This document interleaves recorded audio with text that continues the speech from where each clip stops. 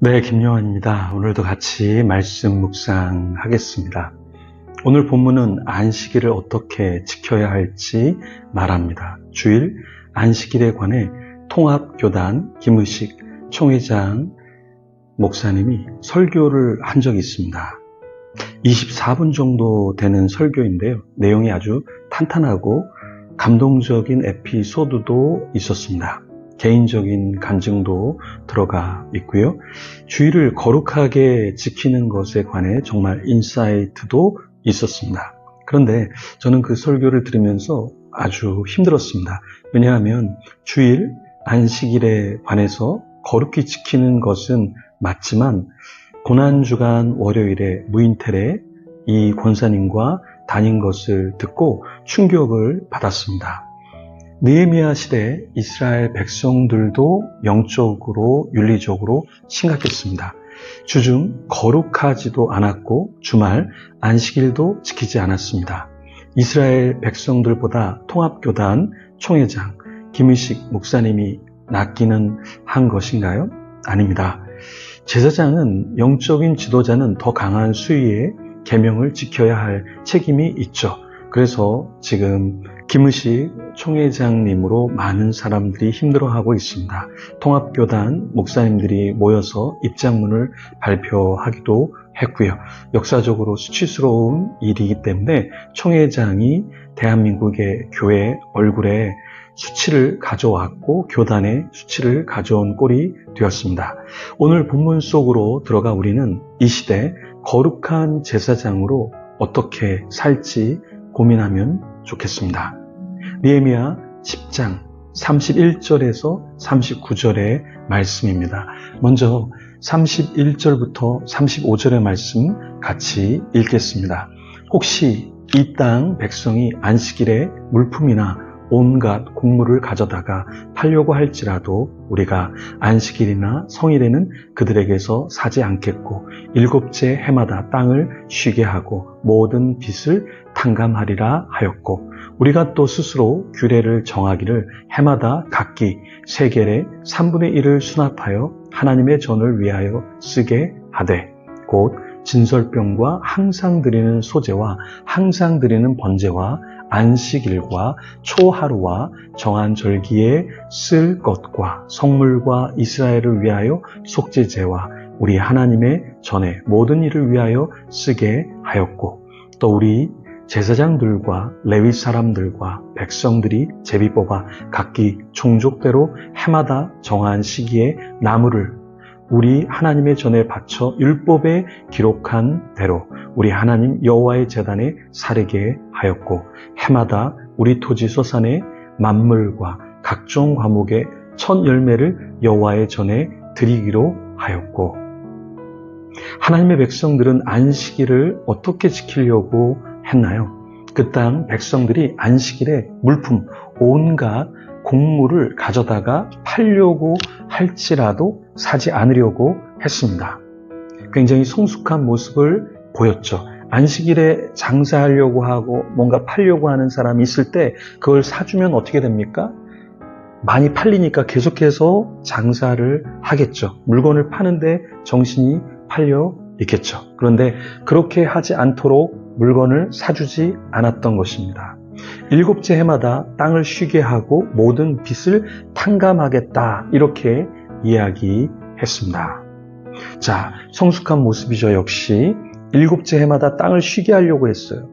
땅을 쉬게 한다라는 것은 경제적인 타격을 볼 수 있는 것이죠. 그런데 내 손해에도 불구하고 하나님이 원하시는 안식의 개념, 그것을 지키려고 했던 것이죠. 하나님의 백성들은 규례를 정하여서 해마다 무엇을 하려고 했죠? 해마다 각기 세겔의 3분의 1을 수납해서 하나님의 전을 위하여서 쓰게 했습니다. 진설병, 항상 드리는 소제, 번제, 안식일, 초하루, 정한 절기에 쓸 것, 성물, 속죄제 등 전에 성전의 모든 일을 위하여 쓰게 하자 이렇게 이야기했고 그렇게 하려고 했던 것이죠. 이스라엘 백성들 또한 제사장, 레위 사람들 이 사람들이 제비를 뽑아서 각기 종족대로 해마다 무엇을 하게 했죠? 해마다 정한 시기에 나무를 하나님의 전에 바치도록 했습니다. 그리고 실제로 바쳤죠. 이 기록된 대로, 성경, 율법에 기록된 대로 하나님의 제단에 불을 사르게 하기 위해서는 나무가 필요했겠죠. 그런데 그것을 그냥 하나님 주세요 이렇게 한 것이 아니라 자기들이 희생해서 그 나무를 하나님의 전에 드렸다라는 것입니다. 여러분, 때로 우리가 어떠한 것을 하나님께 간구해야 되지만 우리가 할 수 있는 것까지 하나님께 간구하는 것은 어리석은 것이죠. 내가 열심히 일해서 어떠한 소산을 하나님께 드려야 되는데 하나님 소산을 주세요. 하나님 물질을 주세요. 이런 것도 어리석을 수 있다라는 거예요. 내가 가서 벌 수 있으면 벌어서 하나님께 드리고 이웃에게 나눌 수 있으면 나누어야 되는데 전혀 나는 어떠한 제스처, 어떤 행동이 없이 그냥 가만히 있는 채로 누가 헌신하게 해주세요. 하나님 뭘 주시면 제가 뭘 할게요. 이건 성숙하지 않다라는 것입니다. 여러분, 하나님께서 우리에게 11조를 요구하시고 하나님께서 우리에게 헌물을 요구하시고 하나님이 때로 제단에 쓸 나무를 요구하실 때 하나님 제가 드리겠습니다. 이러한 마음이 우리 가운데 있어야 하는데 나는 드리고 싶지 않고 그냥 하늘에서 떨어지기만을 바라는 것, 누군가 대신 해주기를 바라는 것은 성숙한 것은 아니다. 우리가 무엇을 하나님께 올려드려야 할지 우리는 계속해서 고민해야 하는 것이죠. 젊을 때는 젊을 때 시간을 하나님께 올려드려야 되고 또 내가 달란트가 있다면 나의 달란트를 하나님께 올려드려야 하겠죠.